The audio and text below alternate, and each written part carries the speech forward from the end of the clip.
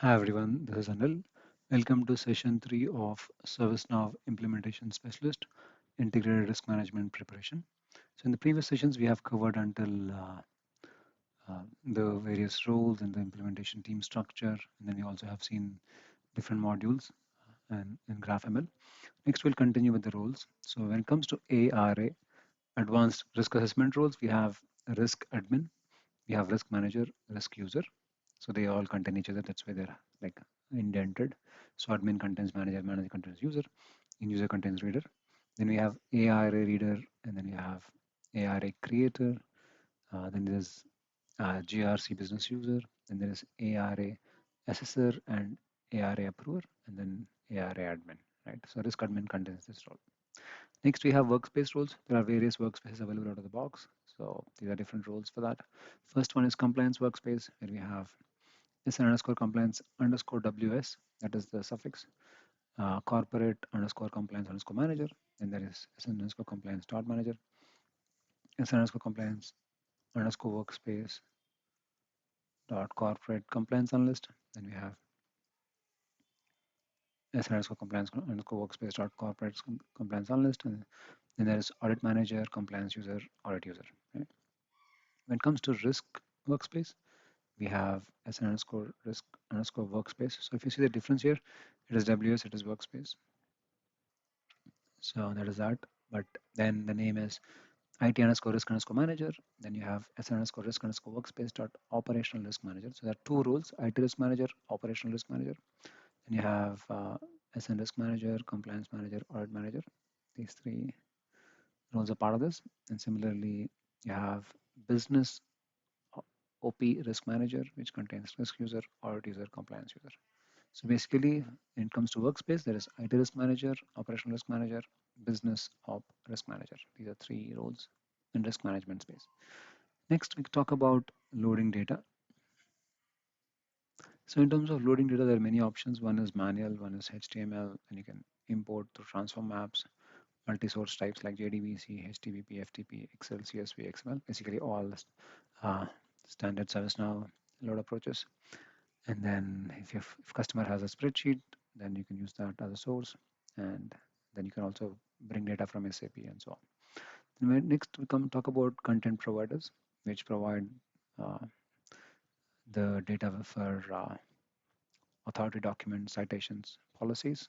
So when it comes to those, we have subscription to third-party providers. Again, once you have the subscription, then you can leverage REST SOAP methods to bring the data and provide both primary and relationship records. Then we have a scoped app called GRC Content UCF, which is used to bring data from UCF. Uh, and then you have this Agile ARC and Risk Spotlight, OpRisk Library, Lexis, Nexus, and so on. So these are some of the integrations available with these various content providers. When it comes to accelerators, content and functionality for activities performed on provider content. Implementer can config post installation. Like one is GRC, NIST, CSF use case accelerator. And there is technology controls monitoring accelerator, cybersecurity controls monitoring accelerator, SOX, content pack, and continuous authorization monitoring. Right? So these are all different accelerators which are available. Now, depending on what is the source of the content and how you want to load the data, you have the accelerators and the scoped apps available for that. Again, the best place to check all this is ServiceNow store. So, yeah. Next, we talk about GRC policy compliance integrator application. It has a common framework to import content from third party to GRC policy compliance management. Uh, Staging tables and transformation logic is present. So the role is SN underscore GRC underscore CIM dot admin compliance integrator application. So it is CIM. Next, we have SLAs like at various levels. When it comes to GRC profiles and GRC advanced score, indicator task, issue triage, remediation task, evidence request. These are all child tables of task or that hierarchy, which is why SLAs are applicable. Then you have policy exception acknowledgement campaign. When it comes to advanced risk, we have Risk response task, all four of them: acceptance, avoidance, mitigation, or transfer. Risk mitigation task, risk event task. Right? When it comes to RCM, regulatory task, regulatory change task, action task. So let's do a quick recap. Right? Incident task, issue triage, remediation task, evidence request for GRC profiles in advanced core. Then policy compliance, policy exception, acknowledgement campaign, and risk management, advanced risk response task, risk mitigation task, risk event task, RCM, a regulatory task, regulatory change task, and action task. Next, notifications. There are some out-of-the-box notifications available.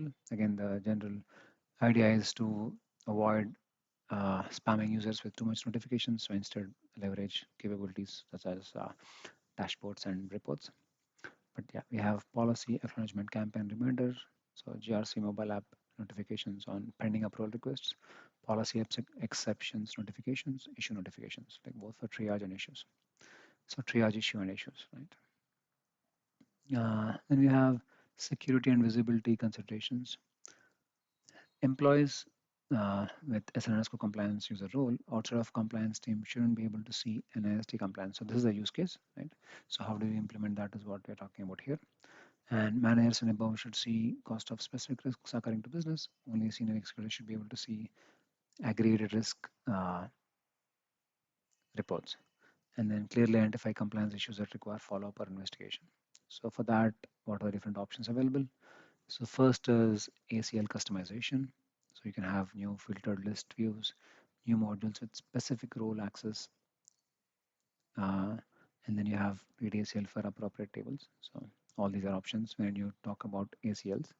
And then you have business rules. You can have before query business rule, which will give you restricted row access. It should be used in conjunction with ACL rule to restrict field level account access. Right. Example: if you want to return only certain records, if you are a member of a group X or have group X role. Right. So basically, we're talking about how we can use ACL plus business rules to meet some of the customer requirements, like what is mentioned here. Next comes user hierarchy. So managers can see records of those users who report to them. System property has to be configured, so which is in scope SN GRC profile, which is SN underscore GRC dot enable user hierarchy access control. That's the property to be configured. And then you have then the other properties like SN underscore GRC dot user hierarchy sync frequency, batch size to sync user frequency. Then you have some supporting tables for user hierarchy and hierarchy configuration.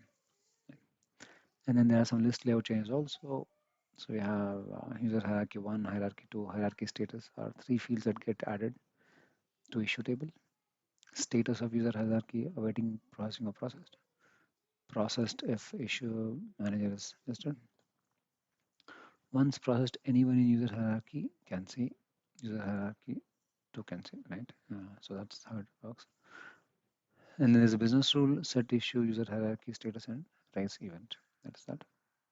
Then we have these roles: SN underscore GRC business user role, business user light.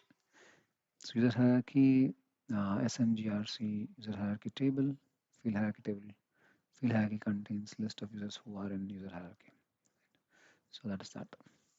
So this is about the user hierarchy functionality. Basically, the idea of this is managers and like people in that chain of hierarchy can see records that belong to members of their which who report to them or who report to the reportees. That's the whole idea of this functionality, and there are different tables available and so different system properties that are available, and then the business rules which are available and so on. So we'll talk about the next topics in the next video. Thank you.